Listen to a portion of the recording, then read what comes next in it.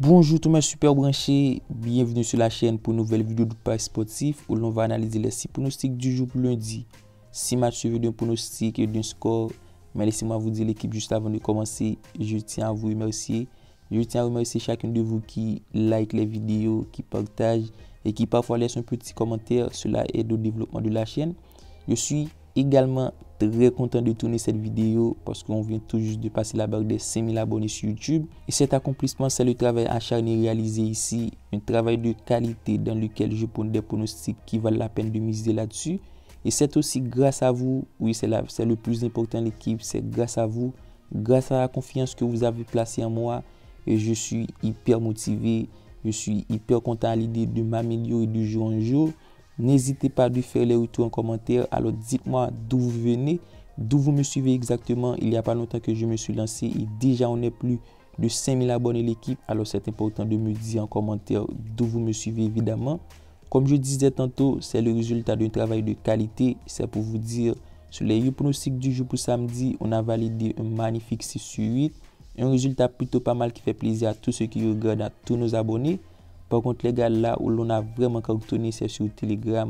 On a eu un perfect, une cote à 2.23, sans parler du magnifique 4 sur 4 pour un combiné à 8. C'était vraiment un régal et comme toujours, je vous invite, si vous voulez plus de paris sportifs, de rejoindre le Telegram de Jérémy News. On est plus de 1500 à partager nos avis, nos pronostics et c'est totalement gratuit. Le lien se trouve dans la description. On est aussi sur Instagram l'équipe. N'hésitez pas à me suivre là-bas, je suis super actif. Rejoins-moi là-bas pour discuter de paris sportifs, pour partager nos avis. Ces deux liens se trouvent dans la description. Alors, je vous invite également à visiter mon nouveau e-book dans lequel il y a 10 astuces pour gagner au paris sportif. Alors, pour être rentable équipe, il faut avoir des astuces, il faut avoir des pratiques. Et dans cet e-book, vous allez découvrir avec moi les 10 astuces pour gagner au paris sportif, pour être en bénéfice. Le lien se trouve dans la description. On se retrouve avec le premier match de lundi qui oppose Kishla Karabag. Match déséquilibré entre le 6e et le premier du classement. Alors du côté de Kishla, on a une formation en pleine difficulté au niveau des résultats avec un total de 4 défaites consécutives pour seulement un but marqué. Et face à Karabakh qui après une élimination en Conference League contre Marseille, c'est le moment de revenir à la réalité qui est nettement meilleur en championnat avec 3 victoires sur les 5 dernières rencontres. Et face à une équipe de Kishla en manque de rythme, je vous mets direct Karabakh gagne 100 points de but, une belle value, elle est cotée à 1,80. Le match suivant oppose Kassim Passa Fenerbahçe.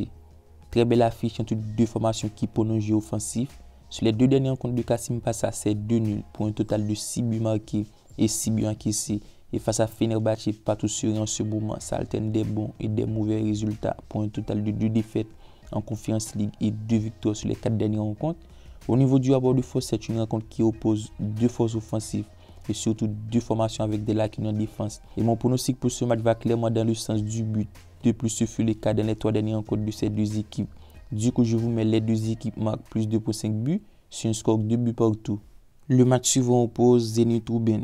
C'est une rencontre qui s'annonce déséquilibrée. La cote de la victoire de Zenit est donnée à 1,30 et celle de Rouben à 9. Du côté de Zenit, ça arrive sur des mauvaises performances en Conference League pour un nul, une défaite. Par contre, c'est tout de même de très bonne dynamique en championnat et ça reste sur de bons résultats en Atlantic Cup pour 2 victoires, 1 nul. Une formation en bonne forme au moment de recevoir Rouben qui devrait être en manque de rythme malgré ça reste sur 4 nuls, une victoire sur les 5 dernières rencontres en amicaux. Par contre, face à un Zenit en quête de résultats et surtout à la course au titre, je vous mets de préférence Zenit gagnant sur un score 3 buts à 1. Le match suivant oppose Grenoble Toulouse. C'est le 19e que soit le premier au classement. La cote de la victoire de Grenoble est donnée à 3,80. La victoire de Toulouse à 1,80. Alors selon les books, ce match n'est pas si déséquilibré que ça. Par contre, selon moi, Toulouse devrait s'imposer parce que ça joue clairement la course au titre. Et actuellement, premier avec même quantité de points que le deuxième, il n'y a plus de temps à perdre. C'est le moment de performer. Et surtout que ça reste sur 3 victoires de suite. C'est le moment de faire le taf en s'imposant sur le terrain de Grenoble. Une formation qui n'est pas trop en forme en ce moment, qui connaît des mauvais résultats, soit en total 3 défaites, 1 nul, 1 victoire. Au niveau du rapport de force, sur les 5 dernières rencontres de Grenoble-Toulouse, c'est 4 victoires pour Toulouse et 1 victoire pour Grenoble. Je vais partir en ce sens, je vous mets Toulouse gagnant sur un score 2 buts à 0, une cote à 1,85. L'avant-dernière rencontre oppose Brøndby Sonderjyske. Après des matchs de coupe d'amicaux pour un bilan 3 défaites, une victoire, Bonbi revient après la trêve de la plus belle des manières en s'imposant 2-0 contre North Island pour une 3e place avec 3 points de retard du premier au classement. De l'autre côté, au niveau de l'état de forme, Sondéji qui reste sur une défaite 3-2 contre AJF et se retrouve dernier au classement. Au niveau du rapport de force, ce match s'annonce plutôt déséquilibré. Et face à l'équipe de Bonbi qui joue clairement la course au titre, c'est le moment d'aller faire un bon résultat face à une équipe de dernière position et qui s'y trouve sur une mauvaise dynamique. Sans difficulté, je vais opter pour la victoire de Bonbi sur un score 3-0, une cote à 1.50. Et pour terminer avec le dernier match de lundi, la formation de Braga reçoit Santa Clara. Au niveau de l'état de forme, Braga sort d'une excellente performance après s'être qualifié en 8e de finale en Conference League et sera en pleine confiance au moment de jouer ce match. Et surtout, c'est une formation qui, malgré une défaite sur les 5 dernières rencontres en Portugal, c'est aussi 4 victoires. Et face à l'équipe de Santa Clara qui, au niveau de l'état de forme, reste sur un nul. Pour une dynamique plutôt irrégulière, ça alterne des bons et des mauvais résultats avec 2 nuls, une défaite, 2 victoires sur les 5 dernières rencontres. Au niveau du rapport de force, je donne l'avantage à l'équipe à domicile qui a non seulement l'absence psychologique et surtout au niveau du jeu, ça propose du lot, un jeu cohérent. Alors sans difficulté, je vous mets la victoire de Braga sur un score 2-1, une cote à 1.55.